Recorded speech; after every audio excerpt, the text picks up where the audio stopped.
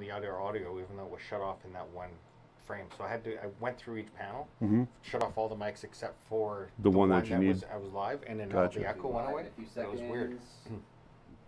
You're live on YouTube. And just hit the go live on Facebook, and we should be good to go. It's blue. There we go. Live on Facebook. Okay. Well, due to some technical difficulties beyond our control, it's all Frank's fault. I'm over here. Hey, this is my buddy Ben Eadie. We're going to come back and we're going to talk to you a little bit about this guy and what we're doing with the show and what we're doing with this and how we got this. Let's run that intro.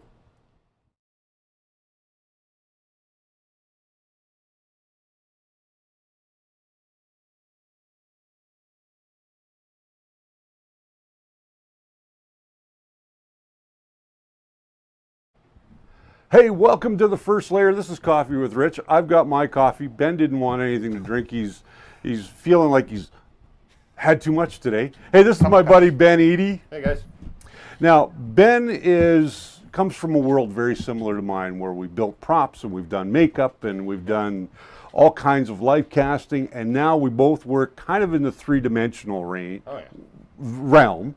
I guess that's the word I wanted to use. And we're going to use 3D printing now to help us with costume making. Okay, so let's talk a little bit about our friend here on the table. Well, just it's a quick 3D scan, and I will be doing a video here. I'm planning on going live tomorrow on Facebook, and we will see about doing this. We're actually live on YouTube. We'll see about the Facebook thing. But you get a Kinect sensor, like an old Kinect sensor from Xboxes. You can buy them cheap, and you get some software called ScanAct, and you can do a scan. Now, this isn't going to show you eyelash detail or anything super special about, like, say, eyebrows or anything, but this is my head shape, and it is a really, really good fit of my head shape. So now, if I need to make a model or template, I throw a paper pattern or aluminum on top of this, I draw out the forms, I peel them off, and then I have the flat patterns that I need. So yeah, it's a really quick method. Instead of light casting could take you days and lots of goop, this took us, when we scanned it, I think maybe 15-20 minutes per head, and then maybe 2 hours total actual time editing the data, and then printing time. I don't know. There's a lot of printing time, but you know, set it and forget it concept, where you make the pieces and you glue them together. There you go. Now, we're going to be using the CR10 to do mine, because we scanned me too, you know. And I'm going to film all that for you guys. You'll see a kind of time lapse, I guess, of it printing my head. But we're going to get to that next week. Next week, I want to remind you guys, we've got some changes coming up just before we get back into this. Next week, we will have 2 live shows, one on Wednesday and one on Friday. Friday is our 100th episode. We're going to have Jess and Frank here and the whole crew, and we're going to be talking about that. But real quickly, getting back to this. Now, my head scan, he sent me my head scan, and I was looking at it, and I'm going, geez, I got a really big upper lip. Then I realized I got a mustache. So when I show you my head scan, which is on the other computer right now, not on this one, it was actually kind of funny looking, and my wife saw it, and she goes, "Why is your head so fat and round?" I said, "Because I'm fat and round."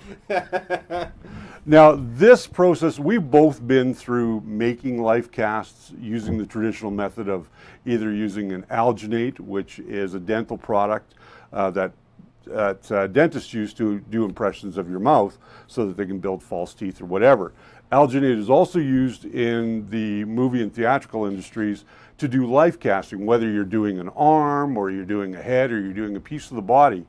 And what that does is it gives you a very good representation of that piece. Now, how this differs is, of course, not all the detail is there, but this does give you a 1-to-1 scale representation of your melon or your arm or your whole body.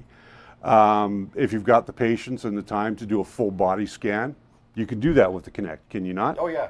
Robert Baker has a question on YouTube. Are you running with the 360 Kinect or the Xbox One? with the 360 Connect. It was the older bar. So yeah, it's the one that's super cheap, and you have to buy a USB adapter to hook that into your computer. But again, I really struggle to think I spent more than 20 bucks on the scanner bar and the cable that I needed, and the software I think is 120 or something in that range. So it ends up being quite inexpensive. So if you're into cosplay, this is the greatest thing that you could possibly do for yourself, because cosplay is now crossing over into the 3D printing area.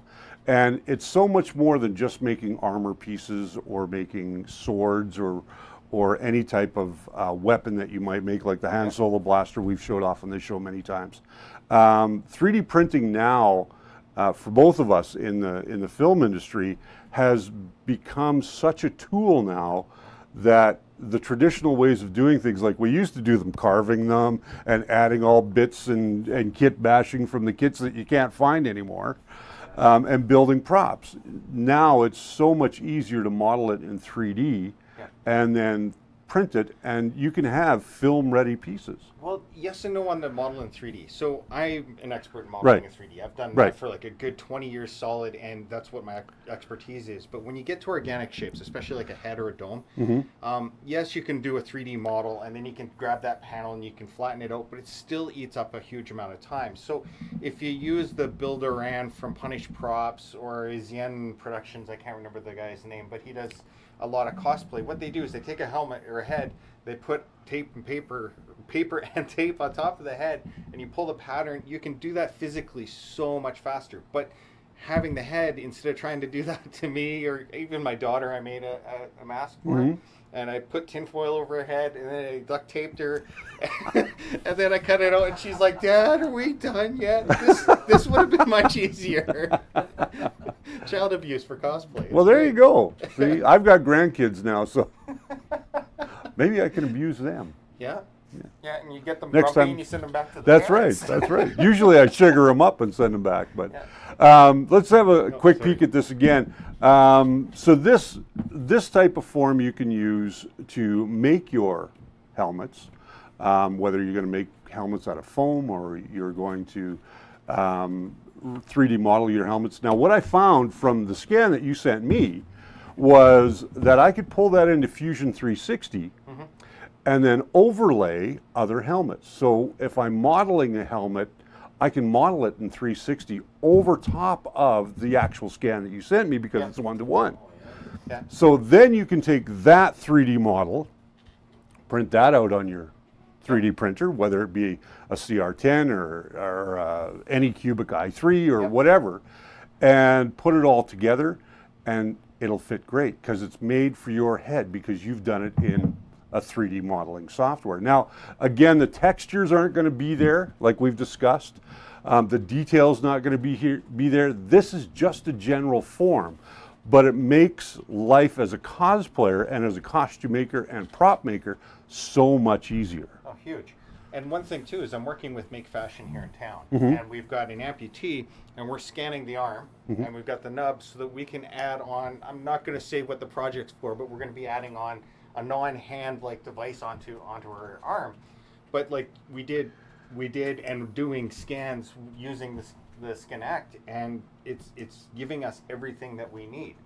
So you know, you can go like cosplay, or you can go into prosthetics, or you can go into a lot of different things and work with that. Right. Let's quickly go over and have a look at the Skinect webpage here. Of course, it's not going to come up now because we've had nothing but technical difficulties today. All over the place. All over the place. I'm going to just give me a second. I got to get under the desk.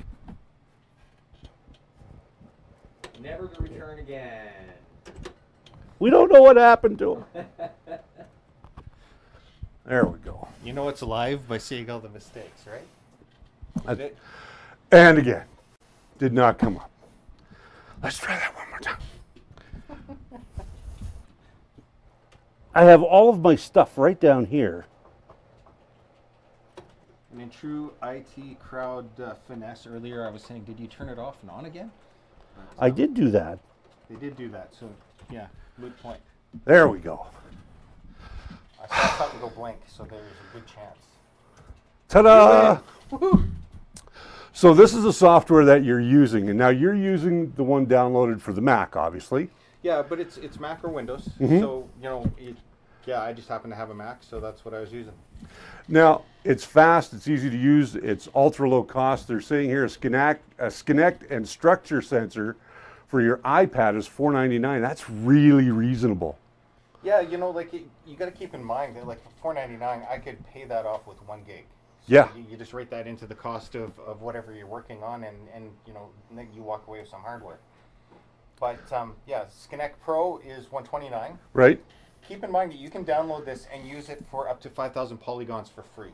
Now, Wow. if you're using 5,000 polygons, I haven't yet played with it, but I'm pretty sure that you could get a rough head Yeah. done in that 5,000 polygons. So you can find out if it works for you for nothing, as long as you have the sensor bar. And for $129 American, I mean, even that's not a bad price for a full-blown piece of 3D software that gives you the ability to scan. Yeah, and it's not just a scanner too. It allows you to do some basic manipulations on the mesh. You can get rid of like little extra points and stuff like that. Now, I prefer taking the raw scan going into something I'm familiar with, which is Mesh Mixer. But you know, it does have some of that ability in it, and you know, again, you really can't lose. Exactly. You can't lose when you've got something so easy. Think of it this way: it's 10 coffees.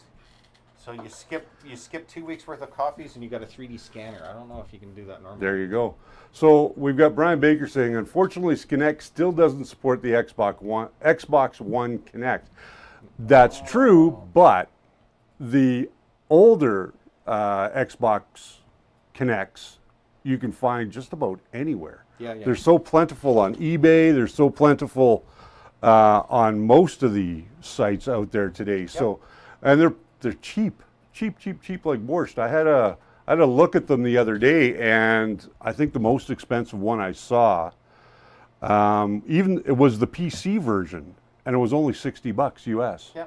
Well, and also like Calgary and a lot of different cities also have e-recycling places. Walk into the e-recycling and go, has anybody thrown out one of these things? And a lot of these companies are more than willing to just hand you some stuff, so because they don't want to have to deal with everything.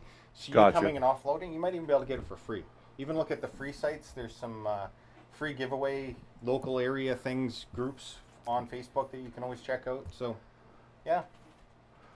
Emilio Vitvus is talking about for $500 US you can buy a 3D Systems Cubify Sense RS.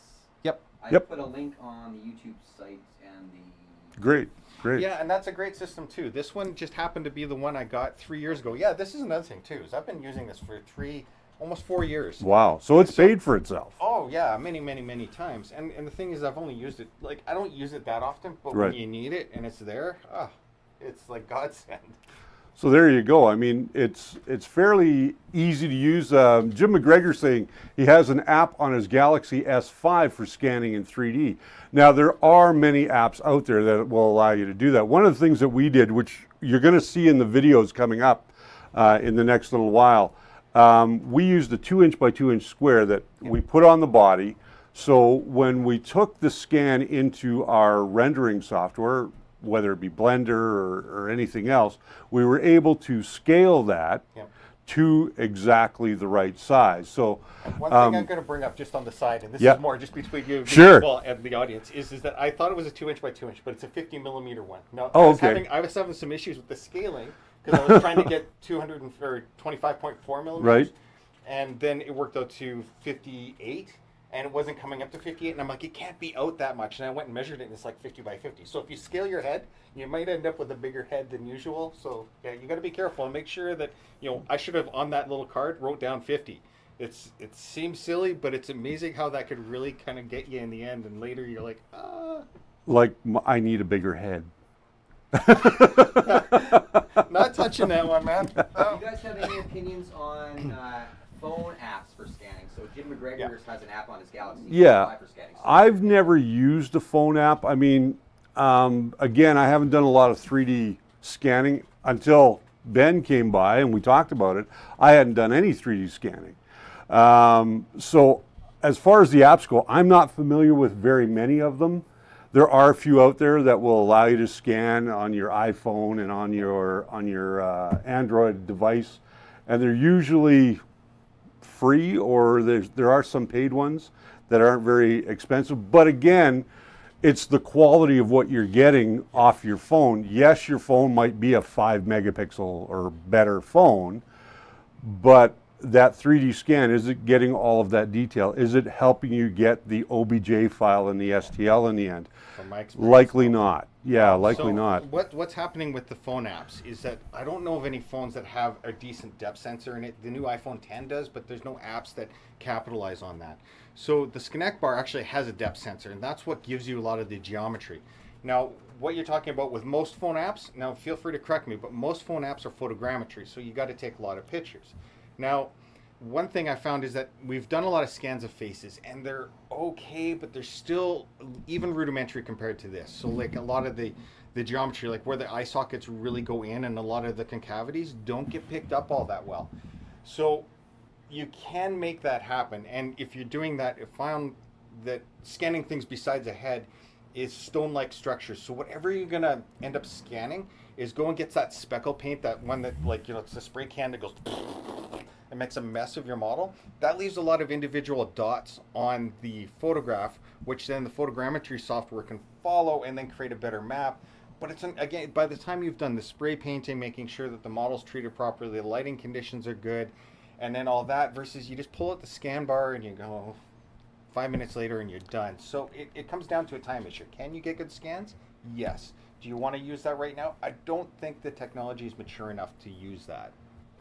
Photogrammetry, again, is a different animal than 3D scanning. Yep. I mean, you're taking multiple pictures, whereas with scanning in a 3D sense, like we did here with the scan bar, because it has that depth sensor, it was so easy to spin around in the chair, move it, spin around in the chair, move it, spin around in the chair, and then it filled in all of that detail. Yep.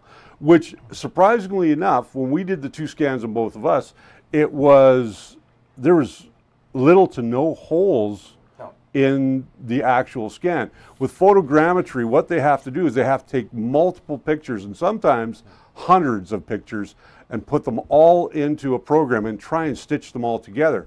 Then you have to go back and extrapolate what you want and take out all of the excess noise. Whereas this, it scanned just us without scanning anything else in the room. And also keep in mind that with photogrammetry, you have to have that little measure, that little 50 by 50 cube or square on you to measure out the proper dimensions.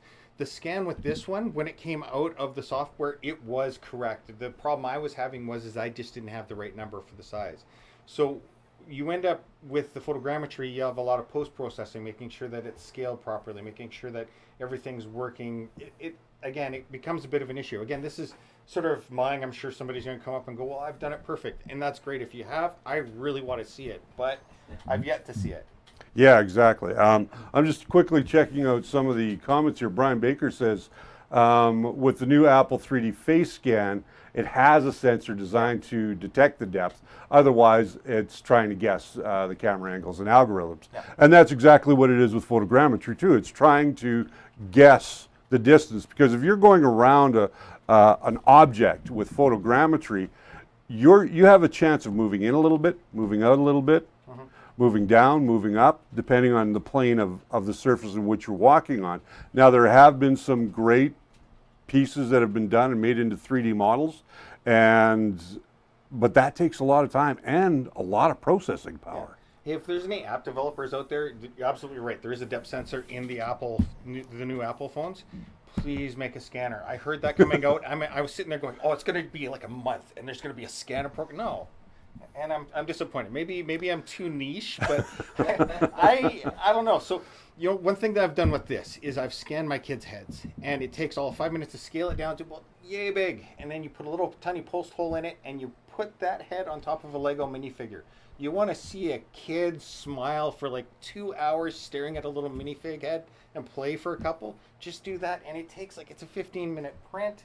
And it takes nothing to do. So if I could do that with a phone, or having a phone app that would scan ahead, and send it to me, and then I print it out and send their heads via email, hey, you know, there's a viable business there. There you go. And if you want to do that, please do. Now let's talk a little bit about how you finished this. You used XTC. Yep.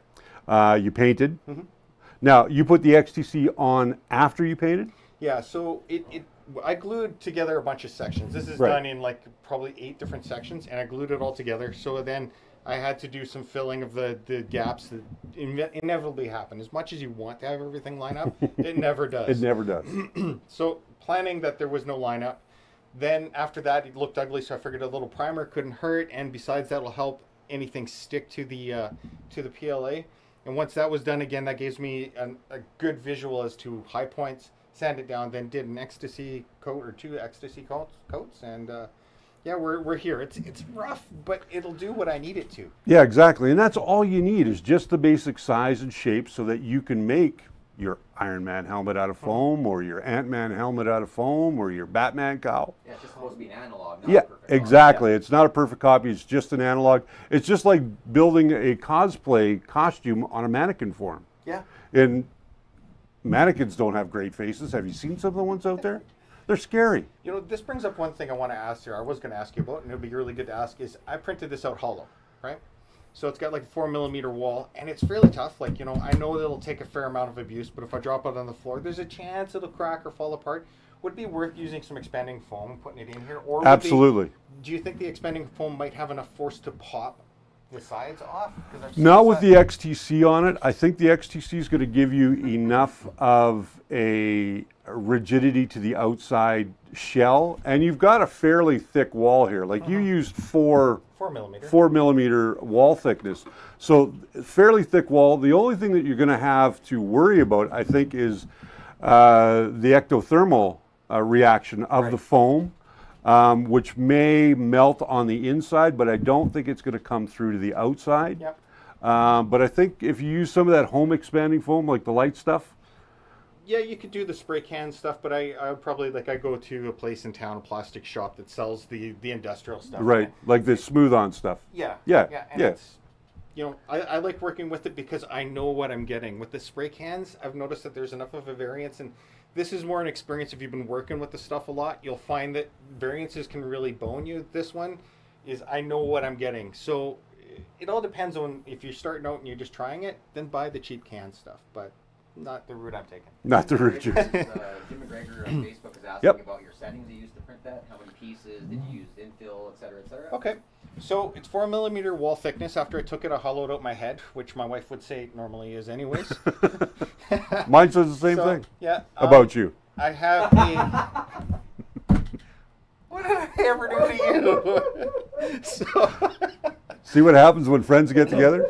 So, I have 4mm wall thickness. The nozzle is 0.4 or 0.35, probably 0.4 now after some use. And I did like a 30% infill. And the way I cut it, this is one thing I did, is I cut at the very bottom right at the chin. So there's no overhang, so I didn't really need any support. There was a little bit of stringing here, but that was just take a lighter to it and smooth it over with your hand. Cut it, made another cut right at the bottom of the nose. Again, there was no overhang, so I didn't have to worry about that. And then the top of the head, what I did is I cut the cap off and I split it right down the middle here. Now when you take those 2 pieces and you put it up, again, there's no overhang, so I didn't have to do support material on the print. A lot of pieces to put together, yes, but in the end, you know, I saved in the support material, and I'm sure everybody's the same. Support's nice, but it's always a pain to deal with. So if you don't have it, then, you know, it's a win for me. Now, when I print mine off, after I get back from Penticton, I'm going to start that print. I will probably print mine upside down, much like I did the helmet of Fate for Dr. Fate. I printed that upside down. I'll probably print my head upside down. Again, 0 infill. It'll be a little thicker wall than I normally use. I usually use 3 perimeters or 3 shells. I'll probably go up to 4 just to give me that little bit of thickness to it. And then I will probably take the bottom and not make that a top layer, because it's upside down. The bottom of the mannequin head will be up in the air, so it'll act as a top layer, and then I can fill it with foam as well and give it a little bit more structure, be able to, you know, push down on it a little bit. I wouldn't use this to do a clay sculpture over top, although I might. You know, if you have, okay, so if you look at, if you're trying to do a prosthetic, a facial prosthetic, right. If you have a life cast scan, now this is another thing too, is if you have a life cast, They're very, very, very expensive. So you don't want to mess with it. The least you can touch it, the better. So you've already got your face, right? With something like this, you could do the clay molding on the top, do the over mold, which is the over part. Right. Then when you pull that off, place that over mold over top of your original life scan head, then you could probably save some wear and tear. There you go. One of the things that I used to do when I was doing life casting for prosthetics is I would take a person's life cast, do it in hydrocal, as we always, or ultracal, which is basically a gypsum powder. It's not quite the same as the gypsum powder you get for drywall compound. Be aware of that. It's a little different. It has a thermal reaction to it when it's curing. It gets warm. A lot of casts are made with ultra or hydrocal. A lot of casting when you get your arm cast is made with hydrocal, and hydrocal is also infused into a lot of bandage. The type of bandage they use in hospitals as well for casting and that sort of thing. Where was I going with this? Oh, okay, now I know. Once you've got the mold made, and now there's different material. I've got an empty head. Once you've got the mold made of a life casting, one of the things that I've seen a lot of guys do is once they've got that done in silicone instead of alginate. Alginate, for anybody that doesn't know, breaks up very, very easily, and it shrinks very quickly. Whereas with silicone molds, you don't have that issue. They usually have a longer shelf life. You can make multiple copies until the mold wears out. So if you are going to get a real life cast done, that's what I recommend that you do, is make sure that it's done with silicone. There's beautiful silicone by Smooth On, which is called something skin. Oh, is it not? Dragon skin. Yes. Dragon skin, that's what it is. I love this stuff.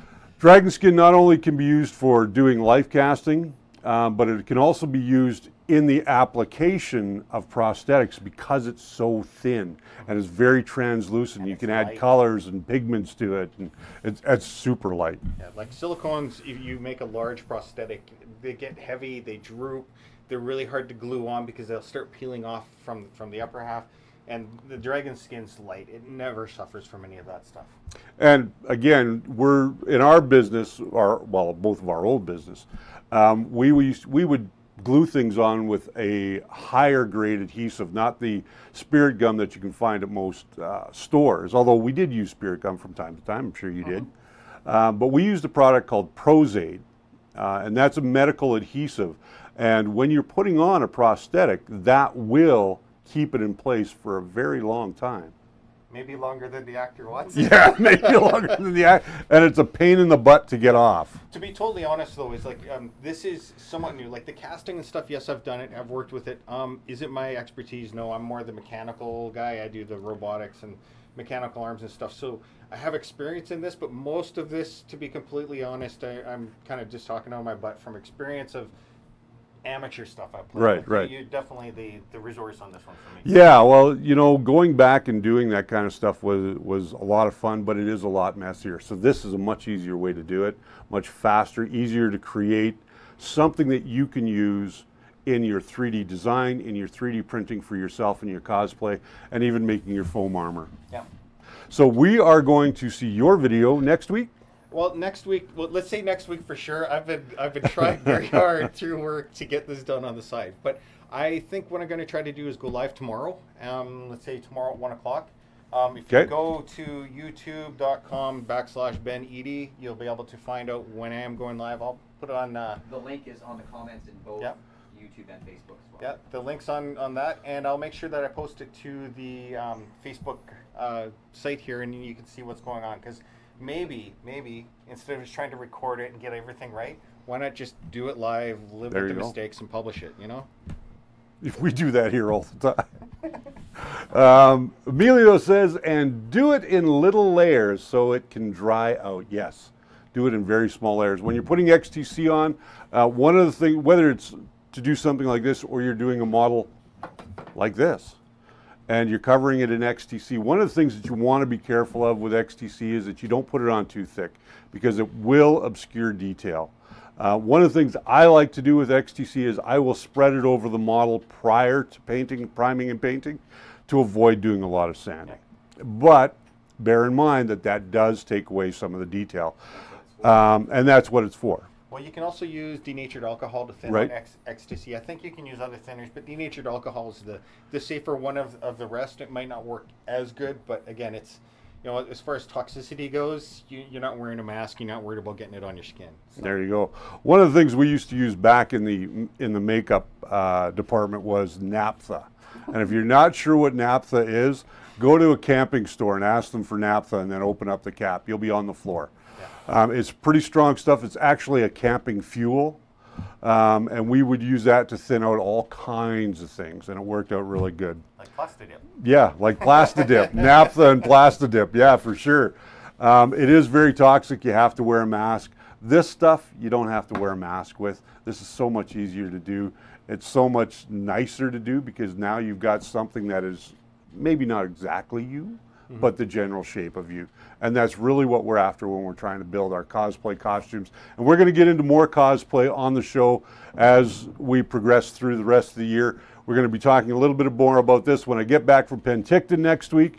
I am going to start printing mine, so you guys will get to see a time lapse of that as I get the camera and everything set up. Yep. And then we'll talk a little bit about my bobblehead. Yeah. And then we also got to figure out what we're going to place on your head. Yeah. You know, one thing you'd mentioned too is when you're throwing a helmet on, this is kind of backtracking a bit, but when you're throwing a helmet on virtually, one thing a lot of people don't do is that make the helmet or whatever you're putting on top, make it translucent so you can see through, and then you're going to find out where it's actually touching the head. And don't be afraid of, unless you want something absolutely perfectly accurate to the movie, then don't be afraid to go, I need to make it wider, but I don't have to make it deeper, because if you make it deeper, then it might not fit your head properly. So scale the axes as you need them and make little tweaks. Nobody's going to notice the difference, and then you end up with a helmet that fits really nice. That's what you really want to get in the end. And that's why these analogs now are so useful, is because you can do that. And if you've got a little bit of experience with Blender or Fusion or Mesh Mixer or any of those programs that are out there that are, in most cases, freely available to you, take the time to learn them. Lars Christensen is a great guy to go and look up on Facebook. He will walk you through Fusion 360 from beginning, from not knowing how to even load up the program, right through to getting into much more extensive and expert techniques. We're going to take you guys into putting a helmet on my fat head one day coming up, and we'll use that, and I'll show you guys that on the computer and how we model that and that sort of thing. So, Ben, it was great for you to come by today. I'm glad that you came by. Yep. I'm also glad that you guys were here with us today. I'm going to be away this weekend, as you guys all know, so make sure that you watch Friday's episode, which is, you guys will get at 1:30 on Friday. We'll have another episode on Monday to take care of me not being here on Monday. Jess and I have planned to do a lot of behind-the-scenes photography and videography while we're at Penticon, on the way there, during the show, and on the way back.